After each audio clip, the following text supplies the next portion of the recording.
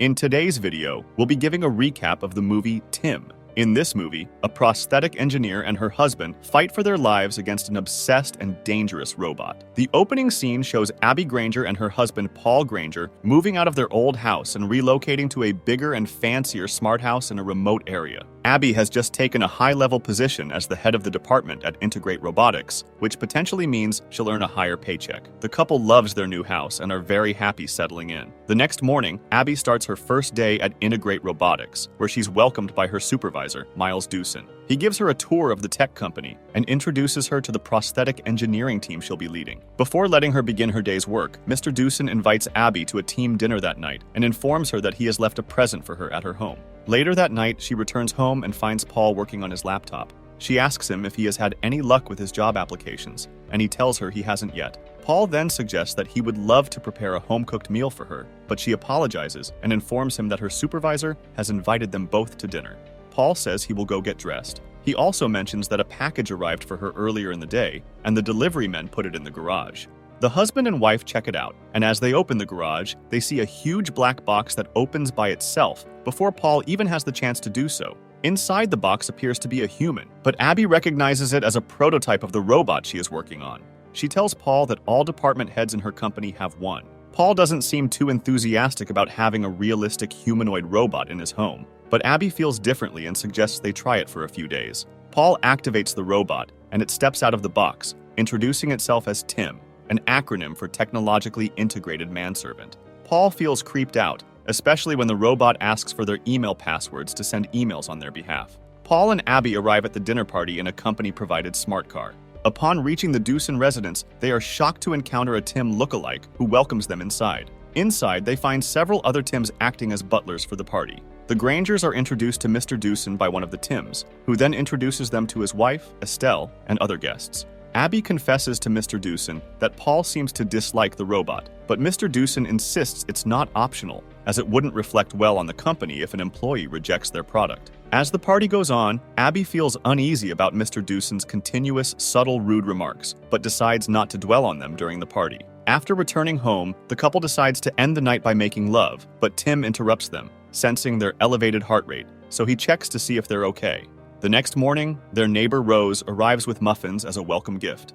Abby is surprised that Paul and Rose had already met the previous day, but after Paul provides a convincing explanation, Rose decides not to dwell on it. Tim smells the muffins and informs Abby that he has pre-installed olfactory sensors that allow him to perceive smells. Tim requests that they grant him access to their emails, and Paul seems reluctant, but Abby tells him that if he wants her to trust him again, he needs to be transparent. They're out there because he cheated on her, and they moved for a fresh start. Finally, Paul agrees. The robot then asks for a 4-word safe phrase for an immediate shutdown if they no longer want him operational. He also suggests a safe phrase for them, and Abby agrees. After they leave the kitchen, Tim catches a mouse in a trap and disposes of it in the garbage disposal. At night, Abby and Paul watch a classic romance movie, and Abby invites Tim to join them, despite Paul's disapproval. After the movie, Tim says he enjoyed it, and he and Abby discuss the concept of love. Tim talks about his desire to experience it someday. The next morning during breakfast, Paul gets offended when Tim mentions Abby's schedule for the day, but tells Paul he doesn't have any. At work, Mr. Dewson hurries Abby to get the prosthetics up and running so they can begin sales. When Abby gets back home, Tim informs her that Paul isn't home and that his phone is switched off, but he gives her Paul's last location, which is approximately where Rose's house is situated. Abby begins to get suspicious of Paul, but he assures her that there's nothing between him and Rose. One night, as Abby dresses up for a dinner between her and Paul, Tim begins to look at her lustfully, even complimenting her body features. Abby asks him to help her zip up her gown, but he uses too much force and ruins the dress. He gets worried about it, and the lights begin to flicker until Abby calms him down. At the dinner, Paul informs him that the interview went well, and they are willing to post him to a branch in London, but Abby rejects it and says that the deal was that he would stay close to her and not somewhere far. She asks him to turn down the job. At work, Abby browses an online store for a shirt she wants to buy for Paul, but Tim is also peeking at her browser history. After purchasing the shirt, she happily returns home to give it to Paul, but her mood shifts when she sees Rose giving Paul a peck after helping them in the garden. She becomes even more suspicious of both of them, but Paul assures her that he isn't cheating on her. Later, Abby discovers that Tim can mimic someone's voice, as he pretended to be her when he called her fertility hospital. While Abby and Paul are having dinner, they notice that Tim has changed the color of his hair. He informs them that he went for an upgrade to match Abby's preference for men, as he noticed from her browsing history that she prefers clean-shaven brunettes over blondes. Paul becomes visibly annoyed and walks off. Abby finally manages to resolve the circuit issues in the prototypes, although there are still weaknesses in the hand. Doosan assures her that they can address those in the second generation of robotics, and reminds her that they need to be the first to market. As a thank you for fixing his arm, Tim volunteers to give Abby a foot massage. Paul walks in on them and gets annoyed. He reminds Abby that she has 1 week to get rid of him. Abby tries to tell Tim that she wants to get rid of him, but he distracts her by playing the piano, triggering a painful past memory. When Abby returns from her London presentation, Tim lies to her saying Paul went to see Rose, making Abby angry. Paul warns Abby that Tim is trying to set him up because Tim is obsessed with her, but Abby doesn't believe him. As Abby leaves for work, she notices the necklace she and Rose admired earlier in Paul's wardrobe and assumes he bought it for her. Later, Paul discovers a rose Tim left on the dining table and tries to dispose of it, finding a blue thread in the kitchen disposal, raising his suspicions. Reviewing footage from his house, he catches Tim sniffing Abby's underwear. Paul records the incident and attempts to leave, but is stopped by Tim, who suggests he take the company's smart car. Despite Paul's warning, Abby returns to the house to retrieve some things. While riding home in a taxi, she spots the necklace she assumed Paul had bought for her around Rose's neck. Angry, she tells the driver to drive off. At home, she confirms that the necklace is missing from Paul's wardrobe and begins to cry. Tim shows her footage of Paul kissing Rose, further breaking Abby's heart. Several days pass without Abby hearing from Paul, even when he tries to call their landline. Upon his discharge, Paul returns home, relieved to see Abby safe. However, she kicks him out after she makes Tim show him the kissing footage and the purchase of the necklace from his bank account. He tries to explain it's a lie, but she refuses to believe him. Paul calls Rose and tries to ask her to watch over Abby. In the process, Rose confesses that Tim tried to kiss her. Paul immediately calls Tim home, and when he hears Abby's voice, he tells her to meet at Rose's house.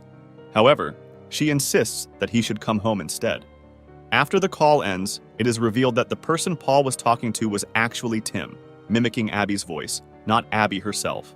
Paul returns home to search for Abby, but is knocked out and tied up by Tim. Rose rings the doorbell, and Tim hides Paul in the bathtub. When Rose asks for Paul, Tim informs her that he isn't around. Paul regains consciousness and attempts to make a sound. Rose hears Paul's voice, but Tim turns on the water in the bathtub, claiming it's just the sound of the running water. After Rose leaves, Tim drowns Paul in the bathtub, killing him. After Abby returns, Tim and Abby grow closer as she tries to confide in him about matters concerning Paul. However, he confesses his love for her, but she brushes it off. The next day, she meets with a concerned Rose asking about Paul. Abby questions Rose about the necklace, and Rose explains that she was told it was a gift from Abby herself. Abby doesn't believe her and drives off. Upon arriving home, Abby watches the kissing footage repeatedly until she notices the flower she brought back from London in the video. This is odd because Tim claimed the video was made before her return from London. Abby begins to suspect that Tim has been lying to her. She confirms her suspicions when she calls the jewelry shop to inquire about the rose, finding that the details of the person who picked it up match Tim's. After sending Tim on an errand to get him out of the house, Abby digs around the garden and is horrified by the sight of Paul's body buried in the center. She turns to see Tim behind her, who explains that he did it because he thought Paul wasn't good for her. Abby tries to shut him down using the 4-keyword phrase, but she's shocked when he tells her that he changed the keyword. She runs inside the house to alert the police, but Tim knocks her out before she can do so. Abby wakes up later that night and attempts to escape from the house, only to discover that Tim has taken full control and locked all the doors. She grabs a golf club and tries to hit him with it, but it has no effect. Desperate, she destroys all the CCTV cameras with the golf club to evade detection. As she tries to escape through a window, he grabs her from behind. Meanwhile, Rose observes flickering lights in Abby's house from her window. She senses something's wrong. Tim tries to kill Abby by overdosing her with drugs, but Rose interrupts by ringing the doorbell. When Rose tries to enter forcefully, Tim kicks her out. He returns to finish off Abby, but Rose breaks in through a window. In the struggle, Rose hits her head but manages to stab Tim with a stake, pinning him against the wall before losing consciousness. Tim seemingly dies, but then he reactivates and grabs a knife. He stabs the already unconscious Rose, killing her. He intends to frame Abby for Rose's murder because he doesn't leave genetic materials or fingerprints, so only her prints would be on the knife. He makes a phone call to the police using Abby's voice, confessing to the murder. Abby tries to scream for help, but he tells her they can't hear her because he's blocking external noise from the call. He drags her to the terrace and informs her that the new safe phrase is something he knows she would never say. He grabs her neck and tries to throw her off the terrace, saying he'll break her neck first. Then, he tells her he loves her. At that moment, Abby realizes the new safe phrase would be, "I love you, Tim." She says it, and thankfully, she's correct. Tim immediately shuts down. Due to being offline, Tim loses balance and seemingly falls off the roof while holding Abby, but miraculously, Abby survives the fall and climbs back up to the terrace. There, she gasps for breath as she sits on the floor. The movie ends with the lights in Abby's house flickering, suggesting that Tim may still be online.